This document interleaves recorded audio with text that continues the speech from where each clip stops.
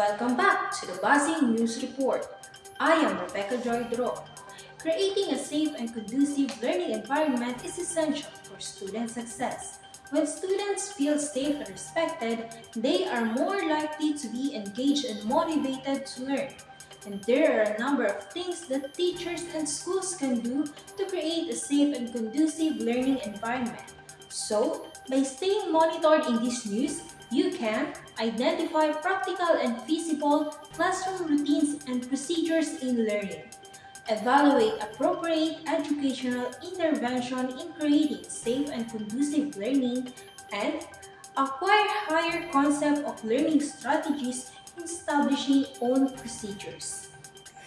The learning environment is another important component aside from the curriculum in the teaching and learning process. This activity exposes you to another learning experience, which enables you to make your learning environment safe and conducive. As you immerse in the learning environment, you will learn the different methods and strategies to maximize the involvement of learners in the different classroom activities. For more information about this, let's hear from Marlene on how do teachers manage their classroom. Thank you, Rebecca and Marjeline. Yes, teachers manage their classroom in a variety of ways, but the most important thing is to create a safe and supportive learning environment where all students can thrive. To achieve this, teachers need to establish clear expectations, be organized and prepared, and manage distractions effectively. They also need to be proactive, flexible, and provide positive reinforcement. When necessary, teachers also need to manage consequences freely and consistently. So according to Mrs. Sarina James Mejia from Elementary Public School with 15 years of teaching experience, she usually set classroom rules at the beginning of the school year and she makes sure to stick to these guidelines to establish discipline among the learners. She also makes sure that the structuring of her classroom enables her learners to move freely during activities and groupings. With my partners in doing this interview, here's Tricia to provide you an information regarding how the teachers made their lesson plan relevant to all.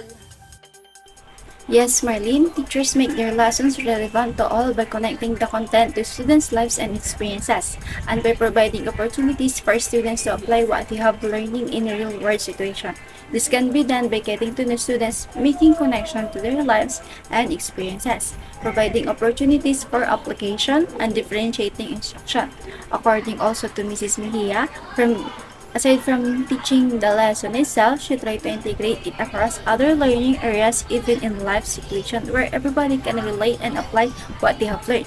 She also provides differentiated activities to cater to the various needs of learning according to their skills and abilities. Please hear from Jessa the other details of our interview regarding on how do teachers engage in their students in all learning activities. Yes, Trisha. Teachers engage their students in all learning activities by making the activities meaningful, relevant, and enjoyable, and by providing opportunities for students to be active participants in the learning process. This can be done by connecting activities to students' prior knowledge and experiences, explaining the real-world applications of the material using a variety of teaching methods, creating a positive and supportive classroom environment, giving students choices, allowing them to work collaboratively, and having them present their work to the class. And also, according to as what Mrs. Mejia stated, before every activity, she gives them guidelines to follow in carrying out their task. She also provides rubrics to them. She also gives group activities that suit their level and monitor them in doing their activities to track if they are doing it right and provide technical assistance for instructions or tasks that they are having difficulty with. That's all for today. Back to you, Rebecca and Marjorie. Thank you, Jessa. A As part of the conducted interview, let's also listen to Jomar's answer about this important question. What classroom routines and procedures did you observe, and how could you apply it to promote essential learning?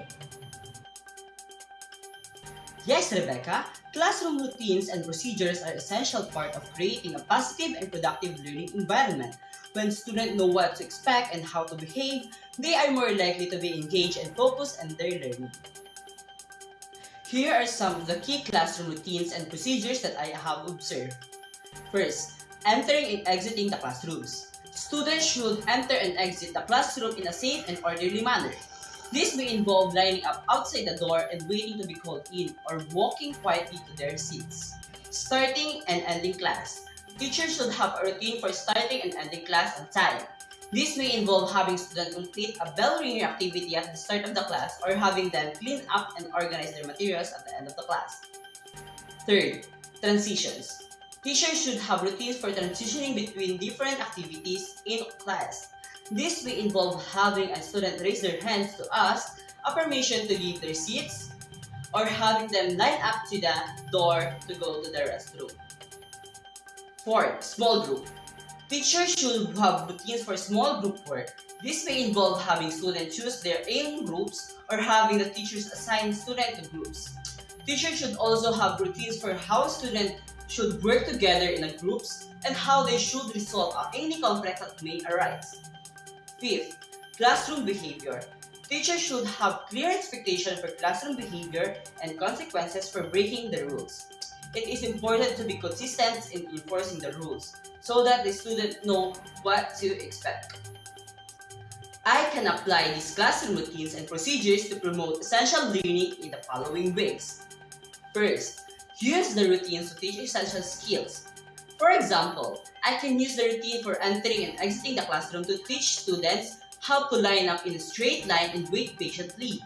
I can also use the routine for starting and ending class to teach students how to be on time and prepared for a class.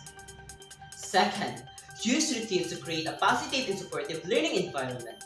For example, I can have students greet each other at the door at the start of the class. This can help to create a sense of community and belonging in the classrooms. Third, use routines to maximize instructional time by having clear routines for transitioning small group work. I can minimize waste time and maximize the amount of time that students are spending on learning. And lastly, use routines to help students develop self-management skills. For example, by having students clean up and organize their materials at the end of the class, I can help them to develop responsibilities and independence. By implementing effective classroom routines and procedures, I can create a learning environment where all students can thrive. Thank you, Jomar. Let's also listen to Maria Aura's answer about this another important question. What is the effect to the learners if the teacher creates a safe and conducive learning environment?